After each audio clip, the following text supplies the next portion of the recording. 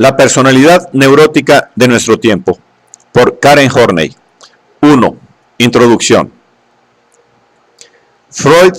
previó en varias ocasiones que el psicoanálisis hallaría su verdadera tierra de promisión en Norteamérica. La buena acogida que se le dispensó en 1909 en la Universidad de Worcester, en contraste con la hostilidad crónica que en Viena se cernía hacia su persona y su obra, está en el origen de esta apreciación. Mas, a pesar de ello, Freud insistió en que la lucha por el psicoanálisis tenía que decidirse en los viejos centros de cultura, en la vieja Europa que tanta resistencia le oponía a sus teorías. Históricamente, la predicción de Freud se ha cumplido en parte. Hoy en día, Estados Unidos es el país donde mayor implantación tiene el psicoanálisis, pero la lucha por el psicoanálisis se ha desplazado. Esta no se centra ya en la necesidad de conquistar los viejos centros de cultura, por oposición a unos nuevos, en los que sería fácil arraigar por la falta de resistencias, sino en la dirección que pueda tomar en el futuro el movimiento psicoanalítico en virtud de las distintas y a veces contrapuestas tendencias que habitan en su seno. Una de las más importantes, y con toda seguridad la más popular, es la que en Norteamérica ha tomado la denominación de escuela cultural, y que tiene en Karen Horney a uno de sus más genuinos representantes. Al lado de personalidades como Erich Fromm y Harry Stack Sullivan,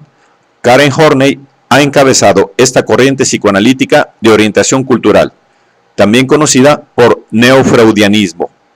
debido a las posiciones revisionistas que ha mantenido con respecto a la doctrina ortodoxa del fundador del psicoanálisis. Antes de señalar algunas de las características centrales del revisionismo de Karen Horney, es preciso destacar el origen alemán de esta autora, activa en Berlín hasta 1932 y psicoanalizada por personalidades tan próximas al círculo de Freud como Karl Abraham y Hans Sachs. Surgida, pues, de los viejos centros de cultura europeos, Horney sufrió el impacto de un nuevo medio, el norteamericano, en el que muchas de las premisas de los conflictos neuróticos estudiados en Europa simplemente dejaban de tener validez. Esta experiencia personal fue de enorme importancia en la evolución de su pensamiento,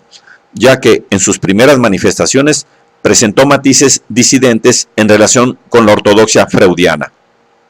Miembro destacado en los años 20 del Instituto Psicoanalítico de Berlín, Horney se interesó por el estudio de la psicología femenina en sus primeros trabajos, partiendo de la base de que el psicoanálisis es la creación de un genio del sexo masculino,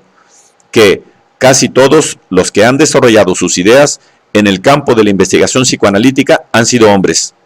y que, por tanto, es lógico y razonable que a estos les fuera más fácil elaborar una psicología masculina y que entendieran más del desarrollo de los hombres que del de las mujeres.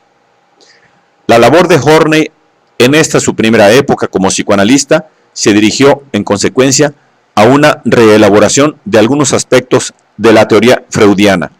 que estaban determinados por una concepción masculina de la psicología. Sobre la génesis del complejo de castración en la mujer,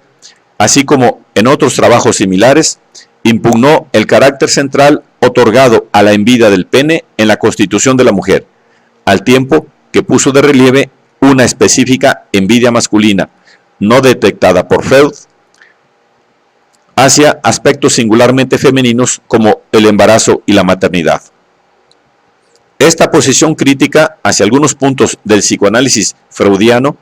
no hizo sino aumentar más tarde cuando ya en Norteamérica Karen Horney vivió, como se ha dicho, el impacto de un medio sociocultural, en el que los datos clínicos sobre los que construir la cura de los conflictos neuróticos eran simplemente otros que los parecidos en las sociedades europeas del periodo de entreguerras. La situación que constató entonces Karen Horney se asemeja a la diagnosticada actualmente por el sociólogo norteamericano Richard Sennett en Narcisismo y Cultura Moderna. La sintomatología clásica de las enfermedades neuróticas, esencialmente tangible, ha ido remitiendo en las sociedades de capitalismo avanzado, por lo que, afirma Sennett, todo el esquema médico de signos enfermizos se enfrenta ahora al desafío que supone el aumento incesante de personas que no evidencian síntomas concretos y reveladores de dolencia, sino que más bien expresan un malestar endémico de sus estados de carácter, una incapacidad de sentirse estimulados o de llegar a estarlo, un sentido persistente de ilegitimidad que es más fuerte cuando se le reconoce a uno como legítimo, una sensación de estar muerto para el mundo. Esta relación entre cultura y neurosis, en la que se apoya el diagnóstico de Sennett, constituye el verdadero punto de partida de las teorías de Karen Horney y el eje frontal en el que se articula su revisión de las doctrinas freudianas. Tomando como referencia las investigaciones de antropólogos como Margaret Mead, Ruth Benedict, Abraham Gardiner, Ralph Linton y otros, Horney sostiene que el concepto de neurosis es incomprensible si no se lo relaciona con el concepto de cultura. Las neurosis han de estudiarse siempre de acuerdo con el patrón de normalidad imperante en una cultura. Tal es la primera afirmación que se contiene en la personalidad neurótica de nuestro tiempo. Pero, dado que este criterio, como lo ha demostrado la antropología, es cambiante según de qué cultura se trate, no hay posibilidad de fundamentar una psicología normal, válida para toda la humanidad. O lo que es lo mismo, no es lícito esperar que un nuevo hallazgo psicológico revele una tendencia universal inherente a la naturaleza humana. En la personalidad neurótica de nuestro tiempo, que es uno de los libros más importantes de Karen Horney y uno de los más populares en el campo de la literatura psicoanalítica, se definen las neurosis como desviaciones del patrón normal de conducta. Característico de la personalidad neurótica es el de presentar cierta rigidez en las reacciones, así como una abierta discrepancia entre las capacidades y las realizaciones. El neurótico es una persona que siempre sufre, y ello es producto de un rasgo común a todo tipo de conflicto neurótico, y que es el de la angustia y las consiguientes defensas que se erigen contra ella. Por último, otra característica de la personalidad neurótica es la de su escisión en tendencias antitéticas, lo cual origina un permanente conflicto, casi siempre inconsciente, y para el que nunca se halla solución satisfactoria. Este conjunto de rasgos, que Horney analiza en el presente libro detalladamente, hace que se pueda hablar de una auténtica personalidad neurótica de nuestro tiempo, es decir, de una personalidad enferma que, más allá de las singularidades de su conflicto personal, es homologable en virtud de unas similitudes básicas. Estas, indudablemente, vienen producidas por las peculiares dificultades de nuestra época y de nuestra cultura. La relación fundamental entre neurosis y cultura que Karen Horney sostiene ha entrañado, como se decía más arriba, una revisión de las teorías de Freud en algunos aspectos de gran importancia. Al enfatizar el carácter cultural y, en consecuencia actual de las neurosis, Horney ha cercenado la orientación biológica del psicoanálisis freudiano, basado, como es sabido, en el principio del placer y en la idea de que la psique humana se halla gobernada por ocultos mecanismos de tipo inconsciente. De idéntica manera, se desprende de las teorías de Horney un rechazo de la teoría freudiana de la libido, fundamentada en una consideración genética que otorga una importancia trascendental al papel de la sexualidad infantil en la posterior conformación de una neurosis, así como una concepción del inconsciente que pierde su primacía en beneficio del yo. Así, para Horney, más que de un fondo de impulsos destructivos, cabe hablar de un bloqueo del desarrollo de la personalidad, por el cual se generan en estas instancias destructoras. En fin, Karen Horney no acepta la idea de Freud de una naturaleza humana biológicamente determinada, ni tampoco el carácter teóricamente inalterable de constelaciones como la del complejo de Edipo. Lo fundamental para esta psicoanalista norteamericana de origen alemán es la plasticidad de la psique humana y el hecho de que está sujeta a un proceso incesante de interacción con el medio ambiente sociocultural.